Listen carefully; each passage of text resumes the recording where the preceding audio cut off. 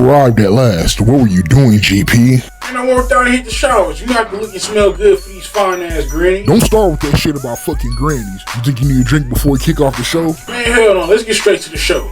If you're a first time viewer, be sure to stick around for the entire video. Also, to like, subscribe, and share buttons if you enjoy the content. Lastly, most importantly, keep it respectful in my comment section if you just so happen to leave a comment. And go ahead and cue the ground rules while I finish getting ready for the show. I'll be back with y'all momentarily. Commence them as we speak. Initiating System 1.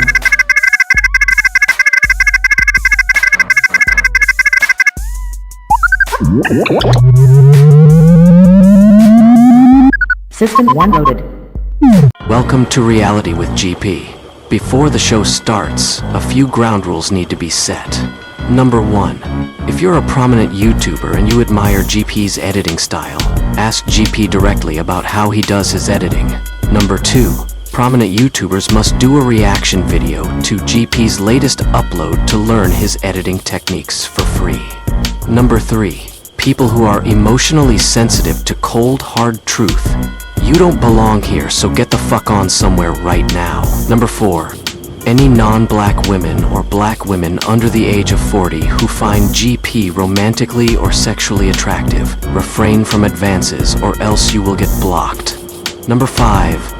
If you are an attractive 40 through 55-year-old black woman and you would seriously date and potentially get married to a 25-year-old man, inbox GP on Instagram.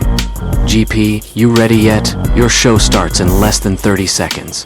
Man, hell yeah, I'm ready. Let me make sure I'm looking good for this camera just in case one of these fine ass grannies decide to tune into my show. Alright, let's get it. Yo, what's good with y'all? It's your boy GP. I am back and I got a few videos I'm reporting on for y'all today. I'm let the first video play and I'm gonna come back and get my perspective on it as usual. So let's roll that video. Now see, ladies and gentlemen, I tell y'all every damn day I tell y'all, leave them animals alone.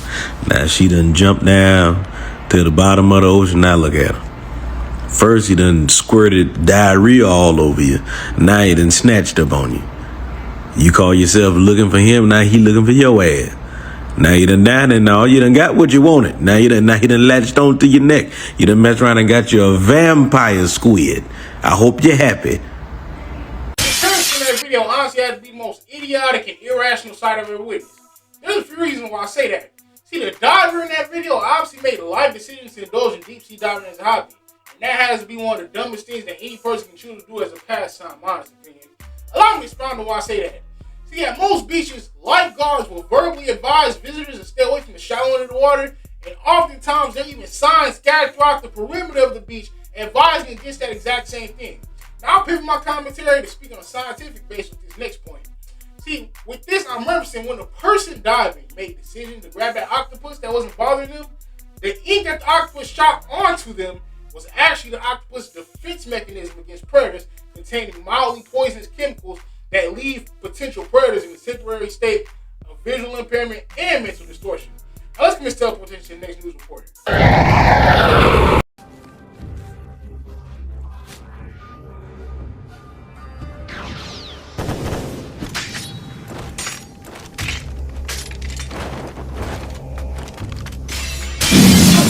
So far, make sure you hit that subscribe button. Also, the like button and comment your thoughts below to push me further into the algorithm.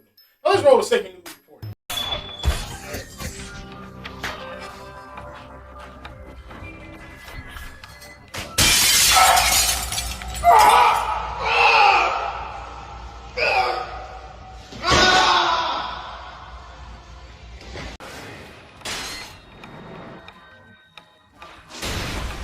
Was both sad and simultaneously shameful to watch. And honestly, it's common incidents like what happened within that video that caused me to make decisions to only work out on my own, by the way. I say that because back when I was influencing at my workouts, I would do 500 reps per set and 8,000 to 10,000 reps per exercise. And doing thousands of reps weighted will regularly cause a few day-to-day problems for me. The first problem was whenever I would work out without taking creatine prior to working out, my entire body would experience stiff soreness for a week. The second problem was I couldn't put the same amount of force into day-to-day tasks. Like for instance, I'll close doors with the same amount of force I always used, and the muscle increase that I had at that time made it seem as though I was slamming every door I closed back then. third problem was, in taking my clothes off of hangers after I washed and dried them, I always snatch my clothes off of hangers when I'm getting ready to go somewhere. But when I was heavy into weightlifting, many of my hangers snapped as a result of me being overpowered in day-to-day tasks and being unable to get control of the strength I gained back then.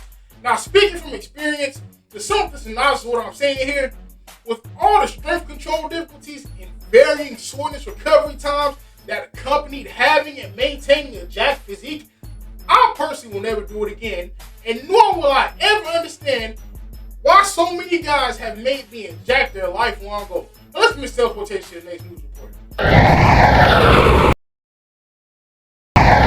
If you enjoying the show so far, make sure you hit that subscribe button, also the like button, and comment your thoughts below to push me further to the algorithm.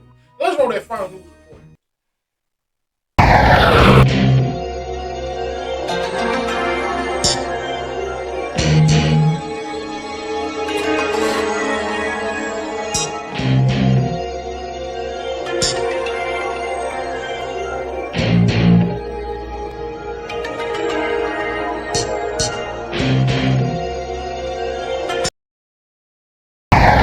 It's honestly videos like this that cause me to think that the Western Hemisphere is and always will be the worst part of the world for knowledgeable, reasonable-minded, intuitive people like myself to live. Allow me to give a logical explanation of my reasoning behind saying that. See, unfortunately, idiocy like what we saw within that video often goes viral in Western countries. And the people who create this type of content often can obtain a reverence, power, and influence. Meanwhile, in countries that are overseas, people who have reverence, power, and influence are typically intellectually well-rounded. But in Western countries, on the other hand, we can have people who have proven themselves to be airheads through their words and actions, giving reverence and potentially gain a foothold in terms of cultural influence. Now, I'm not saying that airheads should be mistreated or disrespected, but they shouldn't be allowed any sort of influence. Now, if you really think about it, the administration within the previous presidency of the United States was full of airheads. I say that because the previous president had severe dementia and the previous vice president will always ramble like an idiot, making no logical sense during her interviews, and she always lost her verbal footing in public speaking whenever her teleprompter went out during the public speech.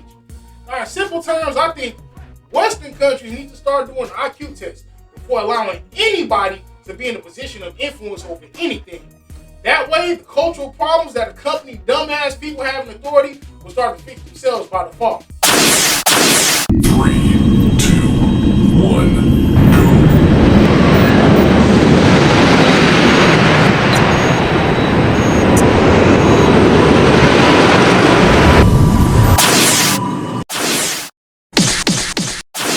If you are an attractive 40 to 55-year-old black woman and you can see yourself seriously dating and potentially getting married to a 25-year-old man, be sure to hit me up on Instagram. All my socials on the windows to the right side of the balcony right above me. And to any older women out there that may be watching this, I hold the belief that it's my obligation as a man to ensure that any woman I date feels like a queen whenever she's in my presence.